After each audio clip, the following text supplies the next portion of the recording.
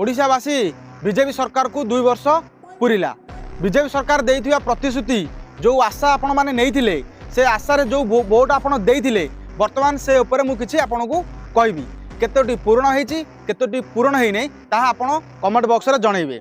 दुर्नीति मुक्त हबो ओडिशा, मद मुक्त हबो ओडिशा, पीसी मुक्त हबो ओडिशा, नारी सुरक्षा ओडिशा रे नंबर 1 हबो। महिला मानकू भर्ता पैसा 3000 दिया हबो, 300 यूनिट बिजुली मागणा दिया हबो, सबू महिला को 50,000 टंका लेखा दिया हबो। दादन मुक्त हबो ओडिशा, गुंडाराज शेष हबो ओडिशा, सरकार कर्मचारी को लांच नेबे नहीं, बिना चा पानी रे सरकार काम हेबो। महिला मानकू प्रति मासरे 1000 टंका लेखा दिया जिवो, प्रति पंचायत रे 100 चाकरी दिया जिवो। अनेक कथा काम शून्य। वर्तमान आपणक उपरे निष्पत्ति। जय भीम, जय संविधान।